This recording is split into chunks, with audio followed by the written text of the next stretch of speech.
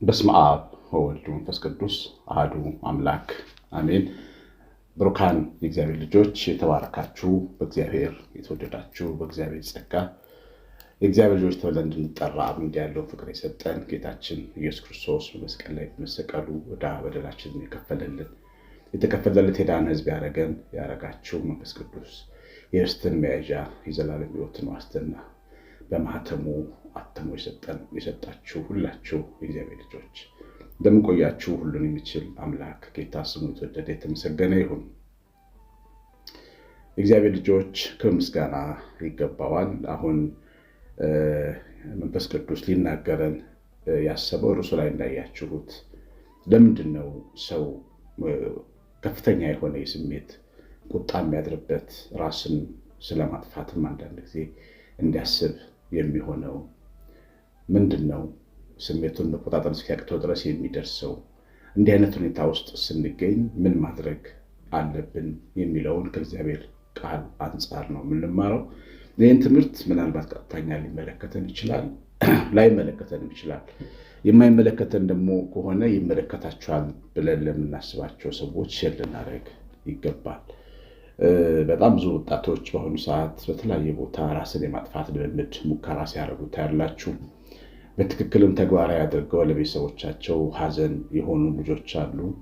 እነዚህ ልጆች አሁን የምንሰማውን ወይም ደግሞ እግዚአብሔርን ቃል መጽናናትን ቢሰሙ ኖሮ ውሳኔያቸውን እንደዛ ያደርጉም ነበር። ሰው በትንሽ ነገር ከጥፋት ሊመለስ ይችላል። ግን ብዙዎቻችን እውነትን ስላላወቅንና ያን እውነት ደግሞ ለምንወዳቸው ቤተሰቦቻችን ስላላካፈልን የሚመጡ ነገሮች ናቸው እነዚህ።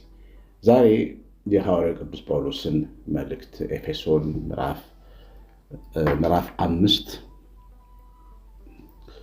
ቁጥር 18 ላይ ስለዚህ የጌታ ፍቃድ ምን እንደሆነ አስተውሉ እንጂ ሞኞች አትሁኑ በሚል መነሻ ነው የምናየው። እንግዲህ የጌታ ፍቃድ በእኛ ላይ ዓለም ሁሉ እንዲድን ነው፣ ሁላችን እንድንድን ነው፣ እንድንሞት አይደለም።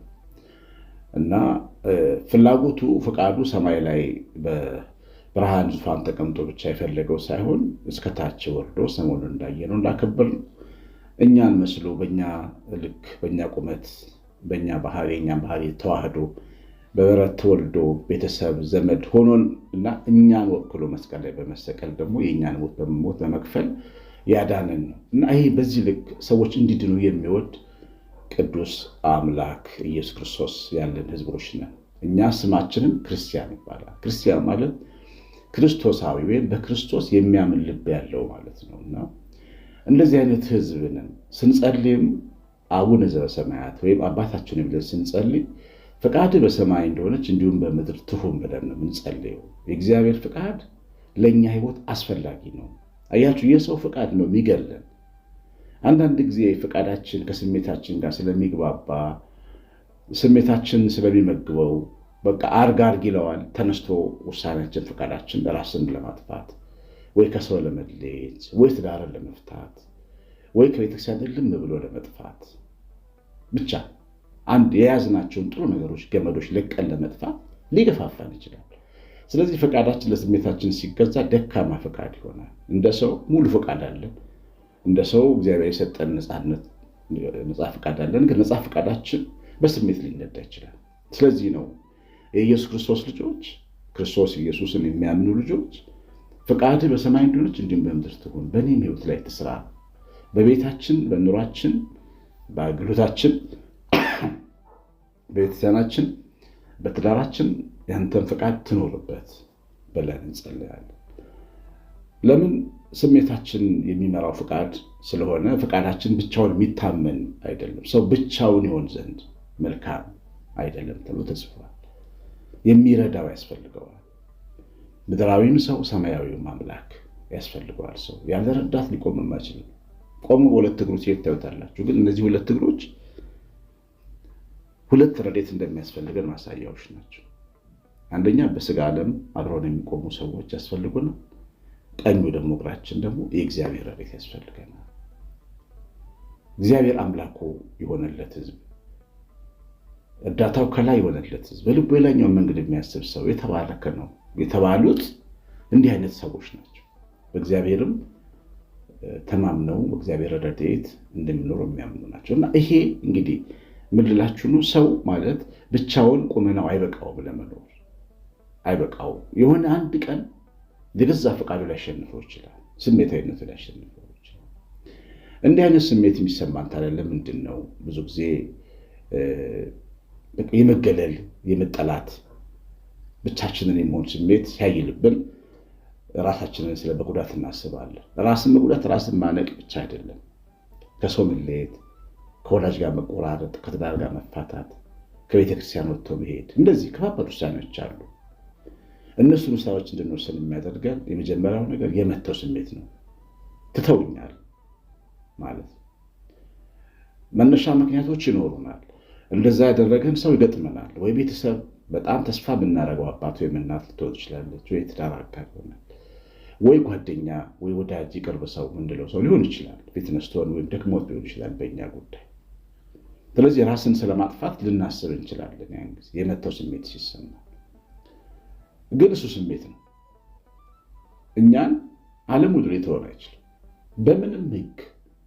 ጥቂት ሰዎች እንደዚህ አይነት ስሜት እንዲሰማን ሊያደርጉን ይችላሉ። ግን እኛን የሚፈልጉ ሰዎች አሉ። እኛን እያፈቀሩ የሚያደርጉ ሰዎች እኮ አሉ። ደግሞ ሰማይ የወደነ ራቁቱን የተሰቀለ ኢየሱስ ክርስቶስ የተባለ አዳኝ አለ።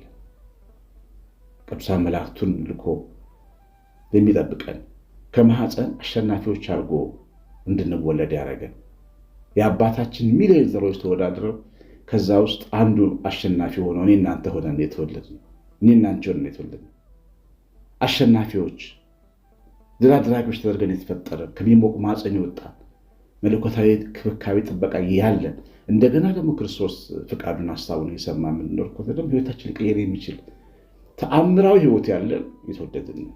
ይህን ማወቅ ያስፈልጋል። እግዚአብሔር ልጆች ትባሉ ዘንድ አብ እንዴት ያለው ፍቅር እንደሰጣችሁ እዩ። ተወዳችኋል፣ ተወዳችኋል፣ ተወደሻል። የዓለም ሁሉ ፈጣሪ ኢየሱስ ክርስቶስ ይወድሻል። ራቁቱን የተሰቀለልሽ ጌታሽ ይወድሻል። የተቸነከረልሽ ጌታሽ ይወድሻል። ከእናት የሚበልጠው ጌታ፣ ከአባት የሚበልጠው ጌታ ይወዳል። ወንድሜ መወደዳችንን ማወቅ አለብን። ይህ ውሸት አይደለም። አንገታችን ላይ ያሰብነው መስቀል እኮ እሱን ነው የሚነግረን። ተሰቅሎልሻል ማለት ነው። ለፍቅርህ ተሰቅሎልሃል ማለት ነው። አንተን ለማትረፍ የሞትን ዕዳ ለመክፈል በሞት ፊት ተንጠልጥሏል። በዚህ ልክ ነው የምንወደደው። ይህን ማወቅ አለብን። ዓለም ሁሉ ባይወደን እሱ ከወደደን ለእኛ ትልቅ ዓለማችን ነው። እግዚአብሔር ፍቃድ ይሄን ነው። እግዚአብሔር ፍቃድ ምን እንደሆነ ይሁን እንጂ ሞኞች አትሁኑ። በእግዚአብሔር መወደዳችን እግዚአብሔር በጎ ፈቃድ ነው። ሴት የለ ወንድ የለ፣ ግሪካዊ አይሁዳዊ፣ ጥቁር የለ ነጭ የለ፣ አጭር የለ ድሃ ሀብታም፣ ሁላችንንም ወዶናል። ክብር ምስጋና ይገባል። እና መወደዳችንን ስለማናውቅ ራሳችንን ለማጥፋት ወይም ለመጉዳት ምን ሞክር። ሁለተኛው ስሜት አዳሪዎች፣ በስሜት አዳሪዎች ስንሆን ነው። ስሜት ቅዱስ ነገር ነው፣ ግን ስሜቱ እንደ ቅዱስ አይደለም። በሰይጣን ሐሳብ ሊጠለፍ ይችላል፣ ሊደክመው ይችላል። ሲደክመን የሚሰማ ሌላ ነገር ነው። ማረፍ ነው የምንፈልገው። አንዳንድ ጊዜ አልጋ ላይ ተኝቶ ማረፍ ብቻ ላይሆን ይችላል። መቃብር ገብቶ ማረፍ እንፈልጋለን። ስሜታችን እንደዚህ ሊለን ይችላል። ሕይወት ግን ስሜት ብቻ አይደለም። ሕይወት ምክንያትም ነው። የምንኖርላቸው ሰዎች አሉ። ወለደች እናት ስላንተ የምትጸልይ ጠዋትና ማታ ቤተክርስቲያን እየሄደች ስላንቺ የምትጸልይ የሚጸልይልህ አባት ወይ ደግሞ ልጆች አባዬ ይኖርልን እያሉ የሚጸልዩ ልጆች፣ እናቴ ትኖርልን ብለው የሚጸልዩ ልጆች አሏቸው። እህቶች፣ ወንድሞች እህቴን ጠብቃት እያሉ የሚጸልዩ አሉ። እኛ ሄደን ተንጠልጥለን ብንሞት እንዴት እንደምንሰብራቸው አታዩ? ምን አይነት ኃጢአት እንደምንሰራ ከራሳችን አልፈን ሰው ልብ ውስጥ እያቸው። ስሜታችን እረፍት ነው የሚለን መንገድ በጣም ብዙ ቀውስ ነው። ሰው የመጨረሻ ሕይወቱን ሰቅሎ ሲገድል ወይም ገድሎ ሲሞት ራሱን ቀጥ ብሎ የሚሄደው ወደ ሲኦል። ለምን መሰላችሁ? መቅደሱን አፍርሷል። በቃ ፈቃዱን ሙሉ ለሙሉ ሰብሯል ማለት ነው። ለምን? የየትኛው ችግር ከሲኦል በልጦ ያውቃል? ስሜታዊ አትሁኑ። በስሜት አዳሪ እንዳንሆን። ትዳራችንስ ቢሆን በትነን ቤት ነው የምንሄደው። ምን የሚመች ዓለም አለ? ግምታችን የሚመች ዓለም የሚያሳየን ግን እውነት አይደለም። ብዙ ነገራችን ነው የሚበላሽ። ቆይተን የምንጸጸትበት ውሳኔ ነው የምንወስነው። ቸኩላችሁ ትላላችሁ ለመፍታት አትወስኑ። ጥሩ ስራ እየሰራችሁ ከሰው ጋር ተቀያይማችሁ ቸኩላችሁ ስራችሁን ትታችሁ ለመውጣት አትሞክሩ። እግዚአብሔር የሰጣችሁን እርሻ አትናቁ። እንደ ሩት ታማኝ ሆናችሁ ስሩ። ጎንበስ ቀና ማለት ያለ ነው። መሰደብ መናቅ ያለ ነው። ስድብን ጠግባችሁ ስሩ። ቀን እስኪመጣ ስሜት አዳማጭ ብቻ መሆን ነው ራስን ለመጉዳት ምክንያት የሚሆነው።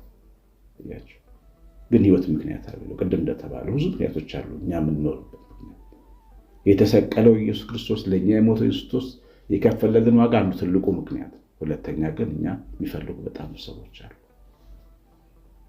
እና እንደዚህ አይነት ውሳኔዎች እንድንወስን የሚያደርገን ሁለተኛው ከባዱ ነገር። ሶስተኛ ምን ይመጣል ብለን ውጤትን ለማሰብ ሲያው ሁል ጊዜ ጌታ እንዳስተማረ ሊጀምር ተነሳ መደምደም አቃተው ይላል። ቤቱን ሊሰራ ተነስቶ ሊፈጽም አቃተው ይባላል። ቤቱን ሰርቶ ፍጻሜውን ሳያበጅ ቢሄድ ይላል ጌታችን በወንጌል። በህይወታችን ውስጥ አንድ ነገር ጀመርና ፍጻሜው ምንድን ነው ማየት አለብን። ራሴን ጎዳሁት፣ ገደልኩት ልበል። እሺ፣ ከዛ ፍጻሜው ምንድን ነው? ራሴን ኑሮዬን በተንኩት፣ ፍጻሜ ምንድን ነው? ስራዬን ተውኩት፣ ፍጻሜ ምንድን ነው? ወዳጆችን ተጣላው፣ ፊት ነሳው፣ ከዚህ በኋላ እንዳትመጡ ብዬ የልብ ጓደኞችን በስሜት ሆኜ አስቀየሙ፣ ከዛ ፍጻሜው ምንድን ነው? ገንዘቤን በተንኩ፣ ከዛ ፍጻሜ ምንድን ነው? ማየት ያስፈልጋል።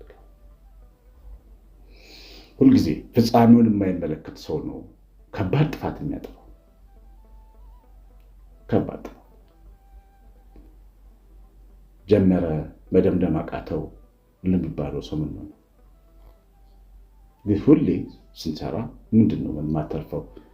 ምንድን ነው የማገኘው? ምንድን ነው የማጣው ማለት ያስፈልጋል። አሁን ይሄንን ስሜት አሁን የምንጋራው ስሜት እኔም ሰባኪው ተሰምቶኛል። ሁሉም ስሜት ግን ፍጻሜውን ደግሞ እናያለን። እንደ እግዚአብሔር ቃል ሐሳቡ ምንድን ነው? የእግዚአብሔር ሐሳብ በመጀመሪያ የኖርኩበት የመኖሬ ምክንያት የመኖራችን ምክንያት መድኃኔዓለም ምንድን ነው የሚለው እግዚአብሔር ፈቃድ ምን ይላል በውሳኔ ላይ ማለት ያስፈልጋል። ዝም ብሎ ብቻችንን ካበድን ግን ገደል ነው የምንገባው። እግዚአብሔር ምን ይላል? መጽሐፍ ቅዱስ ምን ይላል? መጽሐፍ ቅዱስ ተው እያለን ገደል ከገባ በቃ ራሳችን ላይ ፈረድን ማለት ነው። ምን እናደርገዋለን? አላየኩትም ያስቆሮቱ ሰው ይሁዳ ያስቆሮቱ ሰው ይሁዳ የወንጌል መጽሐፍን አልተማረም፣ አላነበበም፣ ግን ከጌታ አፍ ተምሯል። የሚሰራው ውሳኔ ራሱ ውጤቱ መጥፎ እንደሆነ ጌታ ነግሮታል። እኔን አሳልፎ የሚሰጠኝ ባይፈጠር ይሻለው ነበረ ብሎታል። አልደነገጠም። ከእግዚአብሔር ፈቃድ ይልቅ የራሱ ፈቃድ ተከትሎ በሳርና ዛፍ ላይ ተንጠልጥሎ ሞተ።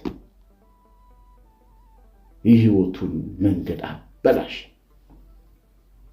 ራሱን ጎዳ። ማሰብ ይፈልጋል ሁልጊዜ ውጤቱን። ያችሁ እግዚአብሔር ቃል ምን ይላል ማለት ያስፈልጋል።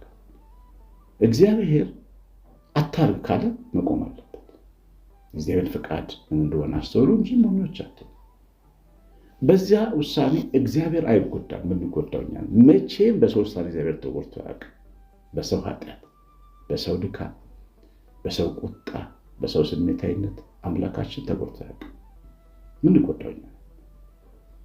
መቼም እግዚአብሔር ስለሚወደን እናሳዝነዋለን። በእርግጥ አባት ስለሆነ፣ ግን አንደኛ የምንጎዳው ራሳችን።